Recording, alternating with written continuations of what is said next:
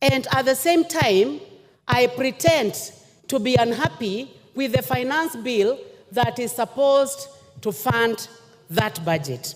Honorable Speaker, the proposals that have been given by this committee to amend are making this bill very good and highly acceptable, especially after dealing with the matter of bread and also dealing with the matter of taxation on motor vehicle, among others. Honorable Speaker, I also support this bill because it gives additional money to the counties, Honorable Speaker. Counties have been getting around 385 billion. That is the highest that we have ever seen. And this bill, Honorable Speaker, gives an additional money to the counties, approximately 15 billion, Honorable Speaker. I'm seated to a very sharp CPA, Honorable Bandi, and he has told me that if you are not sure of the figure, say approximately. Approximately, Honorable Speaker, 15 billion to our counties. And this money is going to our road projects, health, agriculture, markets, water. What else do I want, Honorable Speaker? I want money to go to Kitui, to Makueni, to Machakos, to Embu County, Honorable Speaker.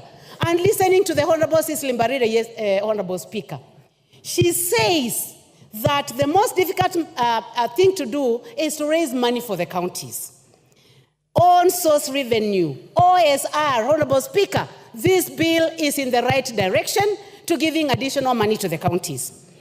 Honorable Speaker, this bill provides additional money to CDF, the best fund in this country. Honorable members across the divide, the best monitored, the most evaluated, the most successful is getting 30 million, Honorable Speaker, per constituency, Honorable Speaker. Members on the side where I'm seated, well, where I used to be in Azimio, members who are seated on this side, Honorable Speaker, should be the ones supporting this motion because of additional money to CDF. Because our children are going to get more money. Honorable Speaker, yesterday, I watched a girl that I've been paying fees for. Let me stick to the motion. Which standing order? Yes, Kajwang, what's your point of order? On a point of order, the gracious lady that has just spoken, the last I checked, she was in Azimio through Jubilee. Could it be that those positions have changed, or could it just be a misleading statement, Mr. Speaker? That is not a point of order. Go on. Thank you, Honorable Speaker, for your wisdom. I knew that you wanted to distract me. Honorable Speaker, I was just saying that I watched one of the girls that I pay fees for, and she was in the street, and she had written a message to me the previous day. And I asked her, you told me that it was about taxation on motor vehicle and bread. Why are you in the street? Honorable Speaker, I have just shared the video with CPA Bandi. The girl told me that she was not in the street concerning the bill, that she was doing TikTok, Honorable Speaker. And she was swinging, Honorable Speaker, very nicely. She told me that she was there because she wanted to get views for TikTok, Honorable Speaker.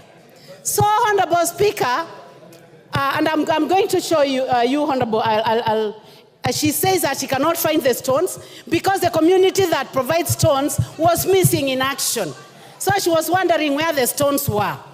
Honorable Speaker, going back to this bill, it is important to note that our finance bill for the previous year has made Kenya the 27th fastest growing country in the world, Honorable Speaker, in the world.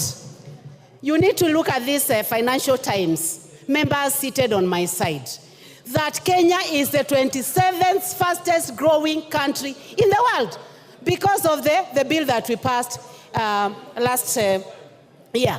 Honorable Speaker, also, because of passing a good bill led by the Chair Finance, Honorable Speaker, Nairobi Stock Exchange is the best stock exchange in the world. That is not according to Rachel Nyamai. That is not according to the Honorable Speaker of the National Assembly. It is not according to the President of this country, Honorable Dr. William Samoei Ruto, it is according to the Financial Times that the Nairobi Exchange is the best in the world. Honorable Speaker, education is an equalizer, Honorable Speaker. This bill, Honorable Speaker, proposes approximately 658 billion to education. Some of us found our way here because we went to school. Our parents never saw a classroom. My own parents, Honorable Speaker, never stepped in a classroom. My father he was not literate. He was an assistant chief who was not literate. So I am only here because I got education. Let us support this bill for the 558 billion that is going to education, Honorable Speaker. Honorable Speaker, I support this bill because it is giving an opportunity to our industries. We are saying that for a phone that has been assembled out here must be taxed. But the one that is produced by 4 companies, Honorable Speaker, that have set up here in Kenya must be given an opportunity, and that is the one that is not going to be put through taxation. So we would like these companies to continue working so that they can hire our boys and girls, so that we can have technicians working there.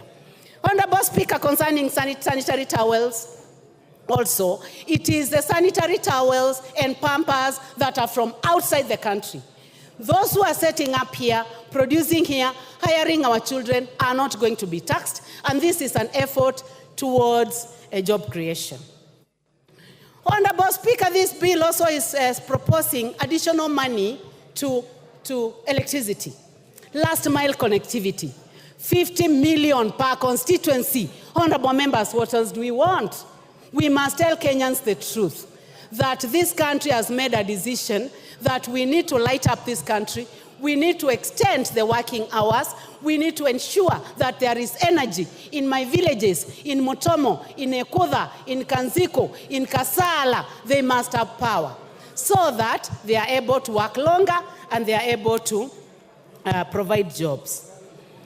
Honorable Speaker, every country aspires to have a net budget. And Honorable Speaker, I want to go to the figures, and I'll be careful, again, as advised by my friend here, who I have looked at his eyes, Honorable Speaker. I have never looked at Bandy's eyes nicely. But today I have looked direct into the eyes of the Honorable Bandy, and his eyes are very good, Mr. Speaker. And he has told me that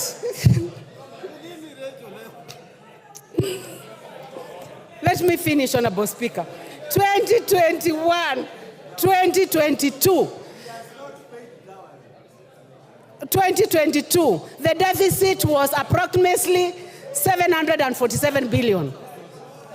2020, 2022, 2023, Honorable Speaker, the deficit, budget deficit, according to CPA Bandy and the chair for finance, was 846 billion.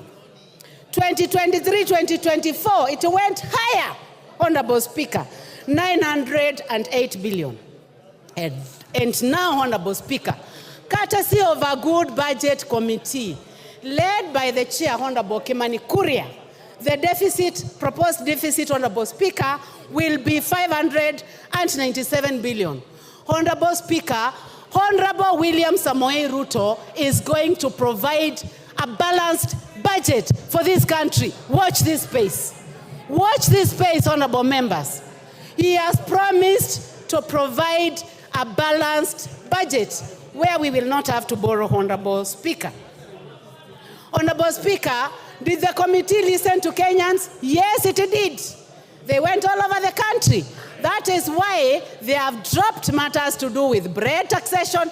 They have dropped matters to do with taxation on motor vehicle, among a myriad of other things. So I am calling